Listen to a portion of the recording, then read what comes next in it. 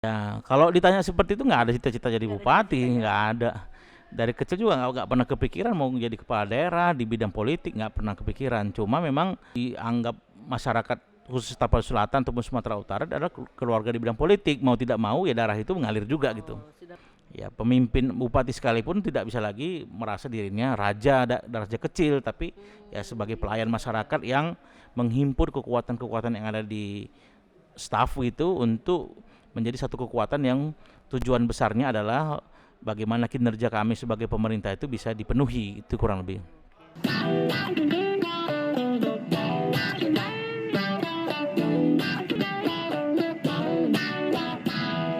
Halo penggemar setia Parintal Official Channel dimanapun kalian berada, kembali kita bertemu di channel yang tentunya sudah Anda tunggu-tunggu, channel yang dibangun oleh alumni Fakultas Pertanian Universitas Sumatera Utara, pemerhati konservasi alam dan masalah-masalah kemanusiaan.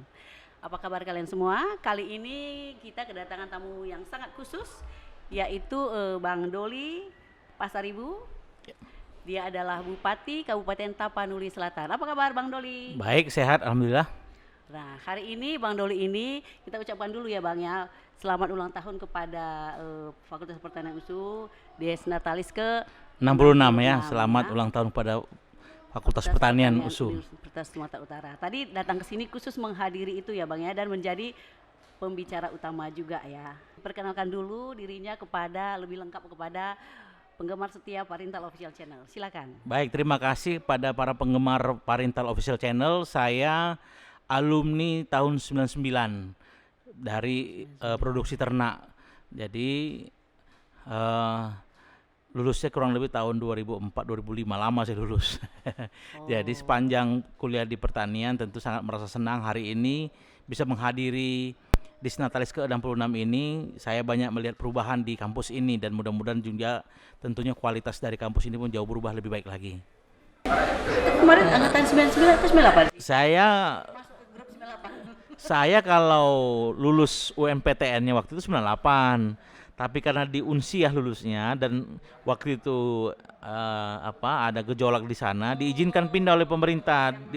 Departemen bolehkan pindah, cuma sampai di sini ya stampunya 99. Untung juga itu ya, berarti Musuh punya lulusan bupati ya kan, karena kan manusia kan. Iya. Dan memang waktu itu banyak juga mata kuliah yang nggak bisa diberlakukan di sini, jadi lumayan nggak sampai di awal, kurang lebih ada 14 SKS kurang lebih waktu itu nggak berlaku di sini, meskipun baru semester 3 gitu. Mungkin itu juga menyebabkan agak lambat tamatnya ya. Ya memang malas juga. Setelah tadi bertemu dengan dosen, melihat kondisi kampus gitu, apakah ada sesuatu yang terkesan di masa lalu? Saya kira memang harus banyak berbenah kampus kita, karena satu sisi dari sisi kualitas, di luar sana masyarakat ataupun dunia kerja, dunia usaha itu sudah semakin cepat dan sangat membutuhkan informasi. Karena negara kita adalah negara berbasis agraris, saya yakin dengan berbenahnya Fakultas Pertanian ini juga ikut mendorong agar pertanian di Indonesia juga semakin baik ke depan. Yang saya lihat perubahan itu terutama dari sisi fasilitas, sudah sangat banyak yang wajah baru dari kampus ini. Tadi juga kita baru meresmikan gazebo dari angkatan 92 persembahan mereka. Kemudian saya juga tadi melihat rencana untuk membangun close house dari Carun Pokpan, beberapa lab yang akan direncanakan dalam beberapa tahun ke depan rampung. Ya tentu itu semua ditujukan untuk mahasiswa dan dosen yang semakin kreatif lagi dalam berekspresi, khususnya di bidang pertanian. Itu saya kira. Oke. Sekarang kan Bang Doli itu kan udah menjadi pemimpin nih, kepala daerah. Artinya Kabupaten Tapsel 1 gitulah istilahnya ya kalau kita ngambil di daerah lain. Nah, dan lulusan Fakultas Pertanian Universitas Sumatera Utara. Dari pengalaman Bang Doli sendiri, apa kira-kira yang perlu dilengkapi oleh kampus agar ternyata begini loh, ketika aku menjadi pemimpin, aku melihat merekrut generasi muda untuk bekerja, oh ternyata ada nih yang kurang yang bisa sebenarnya diisi kampus. Itu kira-kira apa itu? Saya kira kampus sudah sejalan dengan perubahan dalam beberapa waktu kebelakang dengan USU ditetapkan sebagai badan usaha istilah BHMN ya, badan hukum ya. yang sifatnya lagi bukan sekedar perguruan tinggi yang hanya meluluskan ini calon sarjana, tapi sudah berdiri sendiri dan juga harus mencari pendapatan sendiri. Jadi saya melihat dengan berdikarinya kampus USU ini, dosen mahasiswa dituntut untuk sering menggunakan penelitian yang tentunya penelitian itu bisa bermanfaat bagi akreditasi dari kampus yang juga bisa mendukung keseharian dari kampus tersebut gitu. Nah, saya sebagai kepala daerah dalam hal ini mengharapkan kepada teman-teman sarjana ataupun sarjana dari Fakultas Pertanian, yang saya lebih harapkan itu adalah selain ilmu pertanian yang mumpuni, jauh lebih itu daripada itu adalah mampu melihat suatu hal yang mungkin tidak dilihat orang lain menjadi peluang. Peluang itu apa? Peluang itu adalah untuk menjawab tantangan dan isu ya di masyarakat. Sebagai contoh, kita saat ini berbicara soal kelangkaan pupuk misalnya. Nah, saya harapkan dari lulusan pertanian juga bisa membuat pupuk organik, atau bisa membuat pupuk yang relatif dengan kadarnya tinggi tapi dengan menggunakan biaya yang rendah, sehingga itu bisa diaplikasikan di masyarakat. Masyarakat juga bisa menggunakan hal pupuk tersebut, tidak lagi menunggu pupuk subsidi kah atau pupuk yang lain kah, karena semangatnya adalah sekarang pupuk yang semakin berbasis dari organik tersebut gitu. Yang lain juga banyak sebenarnya yang saya lihat ini. Kita di Sumatera Utara sendiri diisi oleh kampus, tapi sifatnya itu tadi, dia harus bisa melihat peluang yang tentunya menjawab tantangan masyarakat. Kemudian juga ya dalam hal ini memang basisnya pertanian, dia harus juga bisa bersifat itu sebagai tanda petik entrepreneur, dalam arti dia melihat peluang ini, peluang usaha di bidang pertanian, menggerakkan masyarakat untuk di bidang pertanian yang pada akhirnya tujuannya adalah kesejahteraan para petani. Itu yang saya lihat. Yang kampus saya kira perlu terus mengembangkan potensi dari mahasiswa tidak lagi hanya datang mendengarkan kuliah, pulang mengerjakan tugas, tapi sudah mulai harus dibimbing, katakanlah 1 semester ataupun 1 tahun terakhir sebelum menuju lulus. Dia magangnya bukan lagi sifatnya magang masuk ke kantor hanya sekedar fotokopi ya, tapi dia harus punya proyek yang bisa menghasilkan uang tanda petik lah, tapi tetap karena ini kaitan dengan pertanian, dia di lingkupnya dunia pertanian. Sehingga nanti ketika masuk dunia kerja udah lebih siap ya. Iya, dunia kerja lebih siap, karena lapangan pekerjaan juga pada dasarnya tidaklah seperti penerimaan ataupun pelepasan calon sarjana. Angka pekerjaan itu tidak signifikan tumbuhnya dibanding kelulusan itu ya, secepat itu gitu. Lebih lambat dia penyerapannya dibandingkan produksi sarjananya. Iya, sarjana jauh lebih cepat. Baru saja kemarin saya baca setiap tahun itu 22.000 dari USU meloloskan sarjana. Ya, sementara kita ketahui tidaklah 22.000 itu tersedia lapangan kerjanya. Mau nggak mau si sarjana ini dia mengembangkan dirinya supaya dia bisa justru tidak hanya sekedar mencari tapi bisa membuka lapangan kerjaan.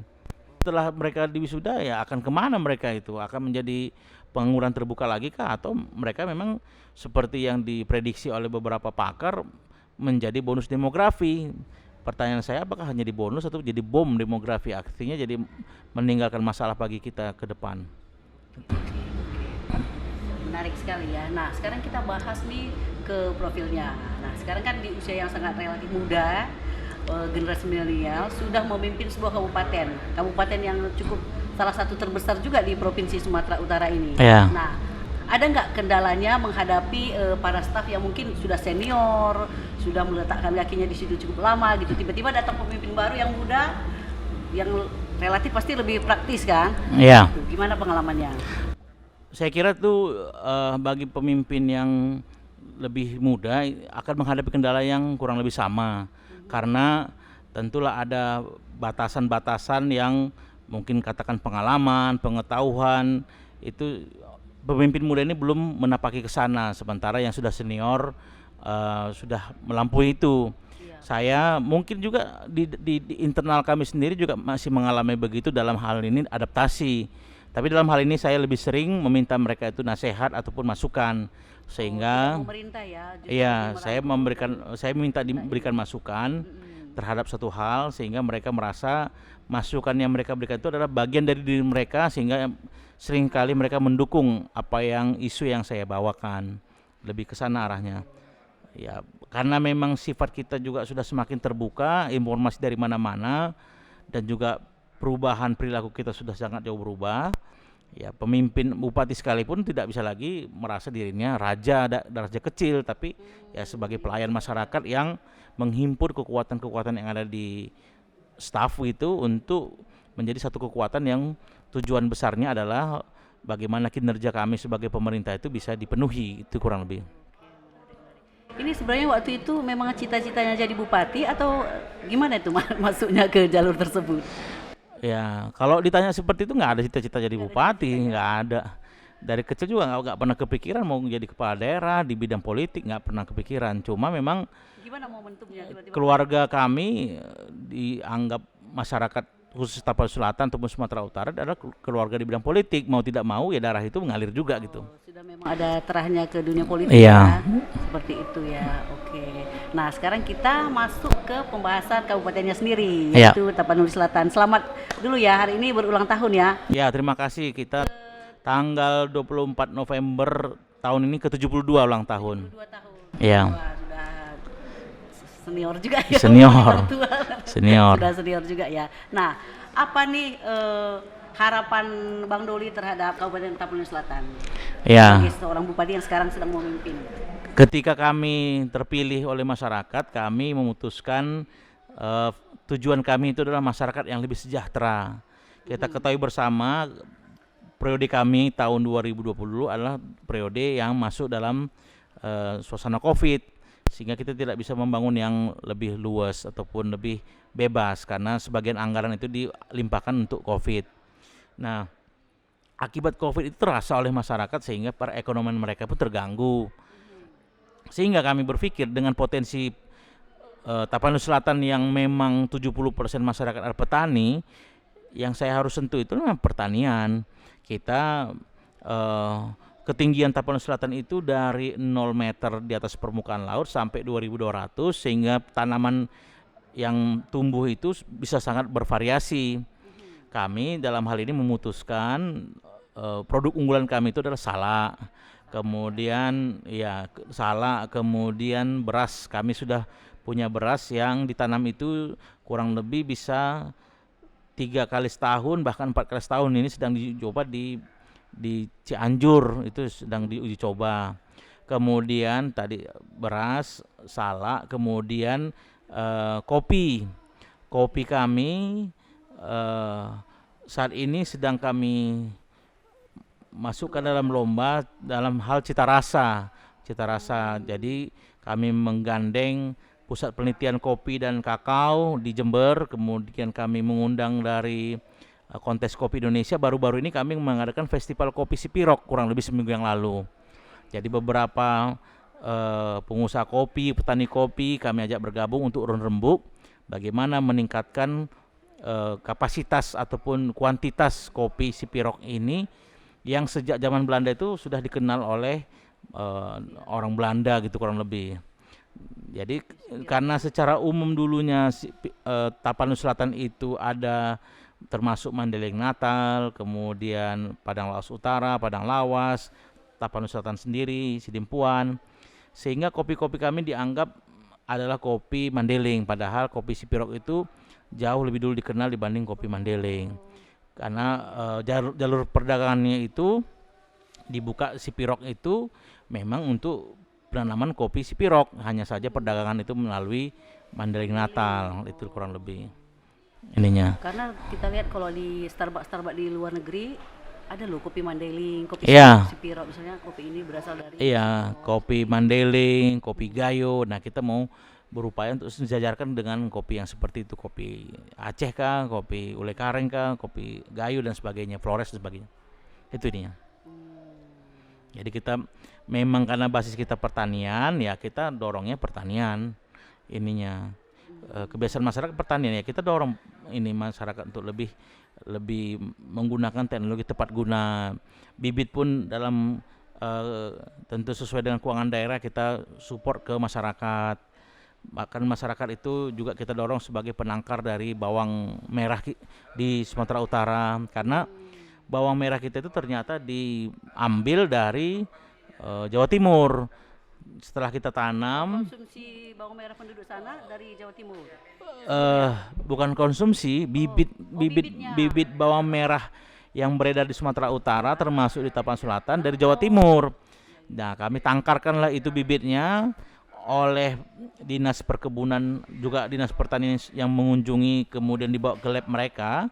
Itu sudah seperti indukannya, bibit kami itu sudah seperti indukannya, dalam arti 95% lebih sudah mirip dengan seakan-akan ditanam dari Jawa Timur tersebut. Artinya sulit membedakan mana bibit yang dipanen dari Tapan Selatan, mana yang dibawa dari Jawa Timur. Apa namanya, keadaan iklimnya itu memang cocok untuk pertanian sekali ya. Ya, bawang merah itu kurang lebih ada di 800 meter di atas permukaan laut sampai 2000-an, dan di Tapan Selatan di daerah itu banyak, ada 6 kecamatan kurang lebih yang tingginya itu di atas itulah, kurang lebih ada kecamatan Sipirok, kemudian Marancar, kecamatan Angkola Timur, kecamatan Arse, dan kecamatan Separdol Ole. Itu sangat bagus. Sentra pertanian, dibilang Tapan Selatan adalah sentra pertanian. Dalam arti ya, kita kalau ditanya soal pepaya, kita mengekspor pepaya kita keluar dari Batang Angkola. Jeruk di Muara Batang Toru ternyata ada juga jeruk yang juga dilempar keluar. Sipirok sendiri dulu adalah penghasil jeruk yang luar biasa, cuma mungkin masyarakat mungkin harga dan sebagainya mungkin kurang makanya masyarakat nggak tanam itu lagi.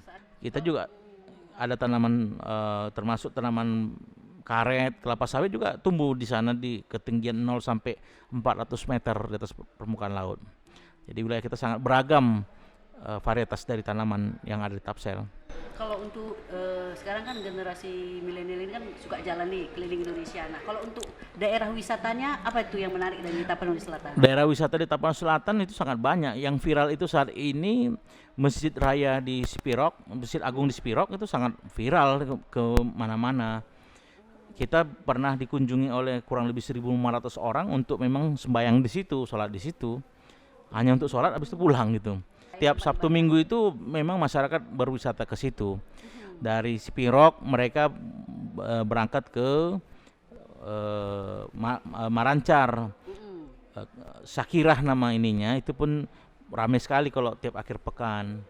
Kemudian si Jorni yang pemandian itu pun juga sangat ramai untuk dikunjungi masyarakat di sana. Infrastrukturnya gimana di sana, Bang? Apakah sudah mendukung untuk pariwisata, terus pengangkutan bahan-bahan makanan? Ya, kita terus berbenah. Memang di ibu kota kabupaten ataupun kecamatan penghubung sudah sangat sudah sangat baik infrastrukturnya. Hanya memang kita akui untuk lebih ke dalam itu perlu terus tiap tahun selalu ada perhatian ke daerah-daerah tersebut.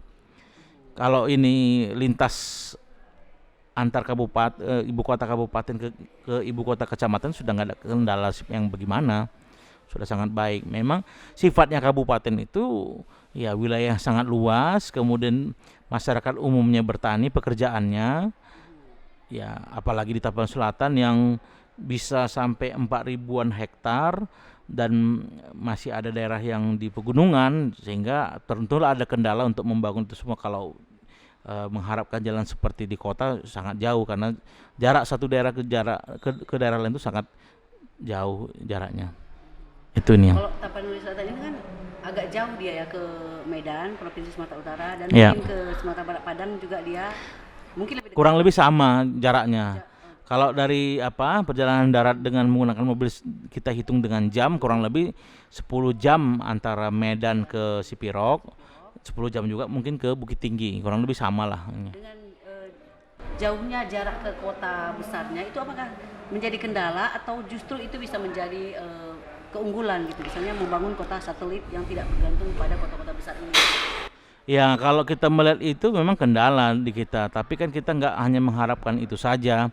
Kita sebenarnya dengan ditetapkannya Toba sebagai kaldera, kita berharap juga sebagai bisa daerah penyangga dari Danau Toba, karena kita melihat orang yang turun di daerah Sumatera Barat kalau mau ke Medan ataupun ke Toba bisa melalui kita, begitu juga sebaliknya gitu.